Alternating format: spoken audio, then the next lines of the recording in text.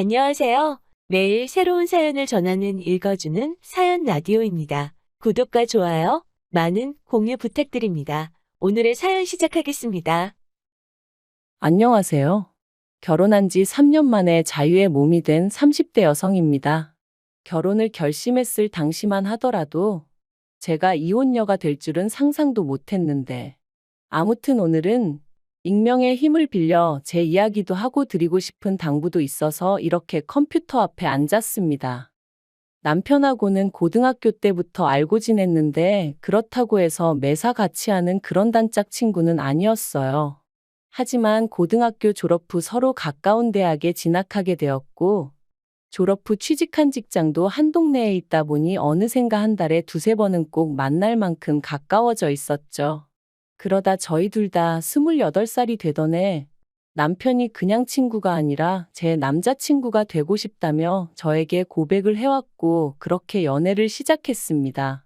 사실 대학생 때 반년 정도 연애를 해본 것을 제외하고는 이후로 줄곧 혼자였던지라 연애라는 게 괜히 겁났었는데 남편하고는 알고 지낸 시간도 길고 하니 왠지 잘할 수 있을 것 같았기도 하고요. 그리고 역시나 제 예상대로 그래도 알고 지낸 세월이 있다 보니 연애하는 동안 크게 부딪힐 일이 없었어요.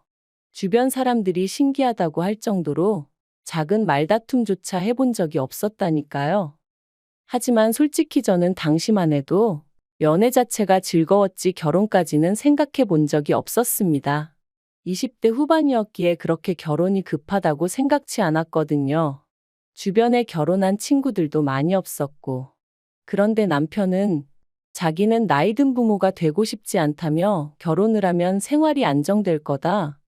생활이 안정되고 마음이 편해지면 지금 하고 있는 일들이 두 배, 세 배로 잘 풀릴 거다.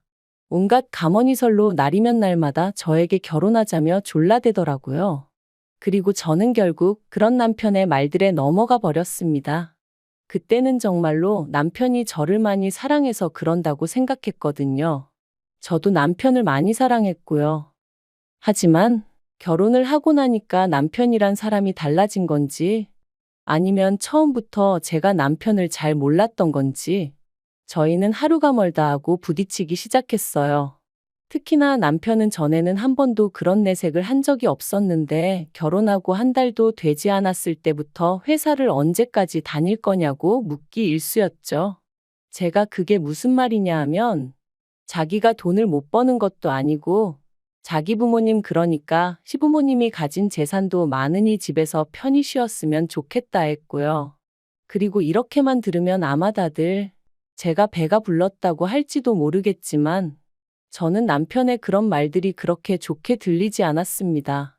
연애 때부터 남편에게 제가 얼마나 제 일을 사랑하는지 자부심을 갖고 있는지 수도 없이 이야기했었는데 그런 제 생각은 전혀 존중해주지 않고 오로지 마치 제가 돈을 벌기 위해 회사 생활을 한다는 식으로 몰아가는 느낌이었으니까요. 그리고 그뿐만이 아니었습니다. 사실 직장 생활을 하다 보면 어쩔 수 없이 참석해야 하는 자리들 있잖아요. 거래처 미팅이라던가 회식이라던가. 그런데 남편은 제가 그런 자리에 가는 걸 날이 가면 갈수록 더더욱 노골적으로 불쾌해했어요. 그러면서 옆에 누구 있냐? 인증샷을 찍어보내라. 사진 말고 영상으로 남겨라. 심지어 한 번은 제주도 출장이 잡혔는데 난데없이 자기도 친구들하고 제주도에 가기로 했다며 저를 떠본 적도 있었네요. 그리고 그때 처음 남편이 단순히 나를 사랑하는 게 아니라 집착을 하는 건가 그런 의심이 들면서 조금 무섭기도 하고 짜증나고 어이도 없고 그랬죠. 부부 사이의 존중과 믿음은 그 어떤 것보다 중요하다고 생각했는데 남편과 제 사이에는 아니 적어도 남편이 저를 생각하는 방식에 있어선 그 둘 중 한 가지도 없는 것 같았으니까요. 아무튼 그런 다툼이 반복될수록 저는 저대로 더더욱 회사 생활에 몰두했습니다. 막연하게나마 남편과 갈라서게 된다면 나에게 남는 건 이혼녀 딱지와 커리어뿐이다 싶었거든요.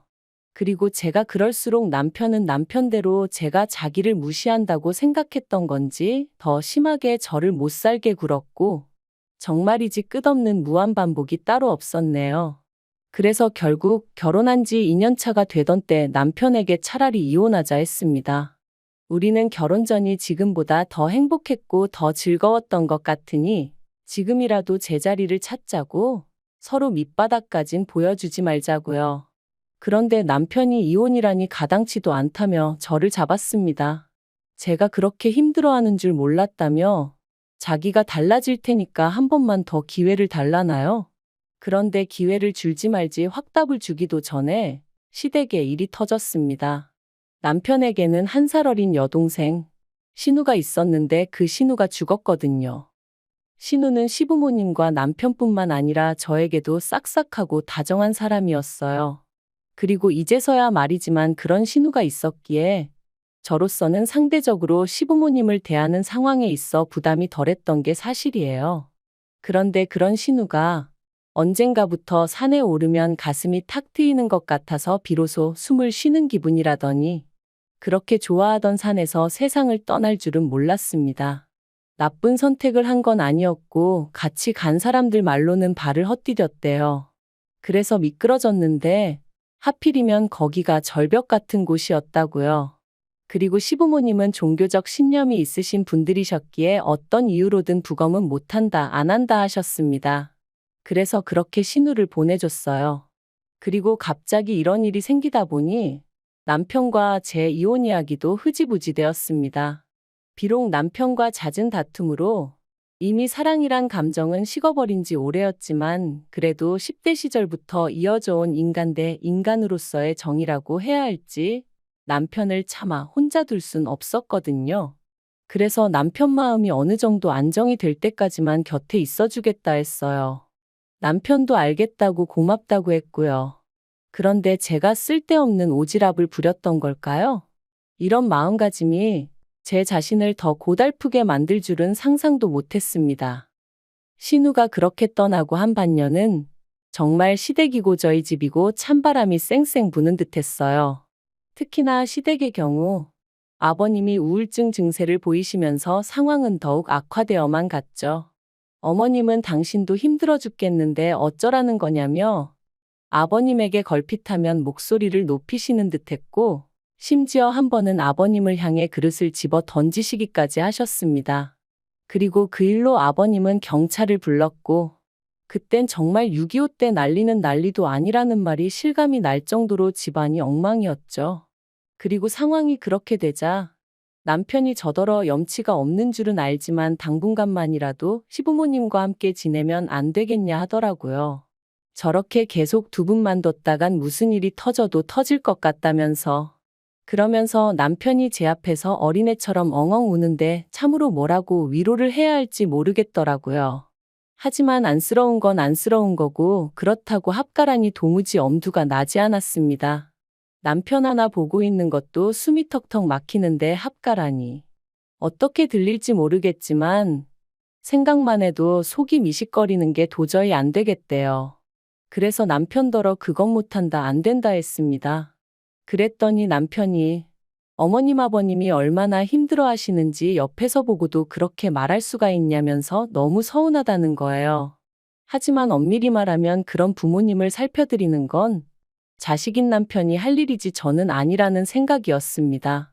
물론 제가 남편과 사이가 좋았다면 며느리도 자식이란 말처럼 나섰을지도 모르겠지만 남편과의 사이도 이미 망가질 대로 망가진 상황에서 제가 굳이 왜 그런 노력을 해야 하나 싶었던 거죠. 하지만 그런 제 의사와는 관계없이 합가까지는 아니었지만 시부모님은 사시던 집을 파시고는 저희가 사는 아파트 바로 옆동으로 이사를 오셨어요. 그리고는 그때부터 고역스러운 일들의 연속이었습니다. 어디서부터 어떻게 이야기를 해야 하나 싶은데 저를 딸이라고 부르기 시작하셨어요. 그리고는 걸핏하면 저더러 건너오라 하셔서는 신우가 살아있을 때 당신들에게 무엇을 어떻게 어떤 식으로 잘했는지 이야기하시며 이제 제가 그렇게 해줬으면 좋겠다고 하시더라고요. 참고로 어머님 아버님 두 분 다 남편과 제 사이에서 이혼 이야기가 나왔었다는 것도 알고 계신 상황이었는데 말이죠. 그래서 제가 그런 건 남편에게 이야기하셔야 한다니까. 걔는 아들이라 아무것도 모른다면서 이제 당신들은 제가 딸이다 생각하고 살 테니 그런 줄 알라나요? 어이가 없었죠. 멀쩡하게 저는 제 친정 부모님 두 분 다 계신데 난데없이 제 부모가 되겠다 하시니 그리고 저는 고민 끝에 이건 아니라는 결론을 내렸습니다. 그래서 남편에게 헤어지자고 했어요. 이제 당신이 정신 차리고 어머님 아버님을 살펴드려야 할 때라고. 내 할 일은 끝났다고요. 그랬더니 남편이 또다시 하루는 울고불고 매달렸다가 하루는 온갖 욕을 해대다가 사람을 정말 미치게 하는 거예요. 그리고 제가 이런 모진수모를 겪으면서도 버티고 있었던 건 솔직히 버텼다기보다는 갈곳이 마땅치가 않았어요. 친정어머니는 예전부터 심장이 좋지 않으셨기에 충격을 드리고 싶지 않았거든요. 그래서 어떻게든 최대한 제 선에서 일을 마무리 짓고 때가 되면 조심스레 천천히 알려드릴 생각이었던 거죠. 그런데 남편이 이런 제 상황을 약점으로 생각하고 그런 식으로 나올 줄은 꿈에도 몰랐습니다. 제가 이혼의 뜻을 굽히지 않자 결국 남편은 체념한 듯이 알겠다고 했고, 그렇게 저는 말 그대로 비로소 자유의 몸이 되겠구나 싶은 생각에 얼마나 후련했는지 몰라요. 그런데 그런 대화가 오가고 바로 이튿날이었습니다. 친정아버지한테 전화가 걸려왔는데 친정아버지가 이게 다 무슨 소리냐면서 방금 최서방이 왔다 갔다는 거예요. 그리고는 너희 이혼하냐? 네가 남자가 생겼다는데 사실이냐 하시는데 정말이지 미치고 환장하겠다는 게 이런 건가 싶대요. 그래서 그럴 리가 있냐 하곤 회사에서 하던 일도 던져두고 그대로 친정으로 향했습니다. 친정에 도착하니 친정어머니는 충격으로 누워 계셨고 친정아버지께선 남편이 와서 짓거린 헛소리들을 저에게 전해주셨어요. 그리고 당연히 그 안에는 거짓과 날조가 잔뜩 섞여 있었죠.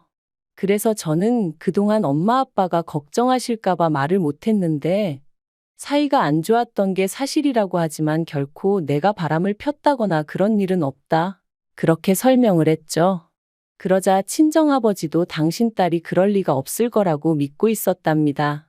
하지만 어찌나 저희 남편이 목에 핏대를 세우고 달라들던지 사실이 아니면 저렇게까지 화가 날 리가 있나 싶기도 했다며 저한테 미안하다고 사과하시더라고요. 그래서 아니다, 오히려 그런 놈을 알아보지 못하고 결혼하겠다고든 제가 이 딸이 바보 같았다. 이런 일로 심력 끼쳐드려서 죄송하다 했죠. 그리고는 친정어머니께도 잘 말씀드리고 그렇게 저는 친정부모님한테서까지 이혼 허락을 받았습니다. 사실 저도 다 큰 성인인데 이혼 허락이라니 써놓고도 좀 그렇긴 한데 솔직히 이혼은 결혼만큼이나 중대사이고 그러니 친정부모님과 한 번쯤은 터놓고 상의를 하고 싶긴 했었거든요. 그래서 친정부모님이 너 편할 대로 너 행복할 것 같은 선택을 해라 하셨을 때 비로소 안심이 되더라고요. 저는 그 길로 다시 집으로 왔고 때마침 남편도 집에 있었습니다. 그래서 남편한테 당신의 우리 집에 가서 행패를 부렸냐니까 저를 째려보면서 한다는 말이 제가 시부모님과 남편이 겪은 아픔을 이해하지 못하는 것 같아서 저도 똑같은 아픔을 느껴보게 해주려고 했다는 거예요. 그 말을 듣는데 순간 온몸에 소름이 돋았습니다. 그러니까 한마디로 친정어머니가 쓰러지셔서 어떻게 되시기를 바랬다는 얘기로밖에 들리지 않았으니까요. 정말이지? 미친 X가 따로 없구나 싶은 게 무섭기까지 해서 더는 단 1분도 한 집에 못 있겠더라고요. 그래서 그 길로 도망치듯 뛰쳐나와 다시 친정으로 향했고 이후로 이혼소송을 시작할 수밖에 없었죠. 그리고 이혼소송의 과정은 쉽지 않았습니다. 솔직히 말하자면 남편이 저를 괴롭혔다는 건 어디까지나 저희 둘만 같이 있을 때 있었던 일들이었기에 입증하기가 쉽지 않았거든요. 그리고 남편은 물리적으로 저를 아프게 한 적은 단 한 번도 없었어요. 늘 비아냥거리고 사람을 떠보고 한마디로 신경을 거슬리게 하는 시기였기에 남들이 알아채긴 어려웠으니까요. 그렇지만 변호사의 도움으로 저는 비록 3년밖에 되지 않는 결혼 생활이었음에도 불구하고 24장의 진술서를 작성해냈고 그렇게 위자료 3천만 원을 받으며 이혼할 수 있었습니다. 그리고 그 과정에서 결코 의도했던 일은 아닙니다만 어머님이 결국 쓰러지셨어요. 어째서인지 지금도 이해할 수 없지만 어머님은 정말로 저를 죽은 신우라고 생각하기로 작정을 하셨던 건지 딸이 부모를 떠날 수는 없는 법이라며 소리소리를 지르시다가 말 그대로 졸도를 하신 거죠. 그리고는 실어증까지 오는 바람에 우울증인 아버님과 실어증에 걸린 어머님을 누가 감당할 수가 있었겠어요? 결국 듣자 하니 남편은 회사를 관두고 시부모님과 살림을 합쳤답니다. 남편 소식을 전한 친구에게 그래서 뭐 해 먹고 산다더냐 물으니 일단은 시부모님 재산이 있으니 그걸로 생활하면서 생각해 보겠다고 하더라 그러대요. 그래서 더는 뭐 묻지 않았어요. 솔직히 말하면 남편이 저희 친정어머니에게 했던 짓거리를 생각하면 측은지심은 개뿔, 지옥에나 가라고 하고 싶은 생각이었지만 한편으론 어머님이 쓰러지신 게 혹시 나 때문인가 하는 죄책감이 조금은 있었거든요. 그래서 뭐 잘 살아라까진 아니더라도 두 번 다시 너랑 나 마주치지 말자. 너는 너대로 나는 나대로 각자 갈 길 가자 그렇게 마음을 먹게 되었죠. 솔직히 속 시원히 제가 그간 당해온 남편의 괴롭힘에 보기 좋게 한 방을 먹였다거나 그런 건 없어요. 그렇기에 소위 어디 가서 저 잘했다고 할 이야기가 아니라는 것도 압니다. 하지만 그럼에도 불구하고 이렇게 제가 제 이야기를 하는 건 다른 사람을 걱정하고 염려하느라 스스로의 인생을 낭비하지 말라고 말씀드리고 싶었거든요. 스스로의 행복은 오직 자기 자신만이 찾아줄 수 있다는 걸 꼭 기억하셨으면 좋겠습니다. 긴 이야기 들어주셔서 감사합니다. 오늘의 사연은 여기까지입니다. 구독과 좋아요, 알람 설정해주시면 앞으로 더 좋은 사연으로 찾아오겠습니다. 감사합니다.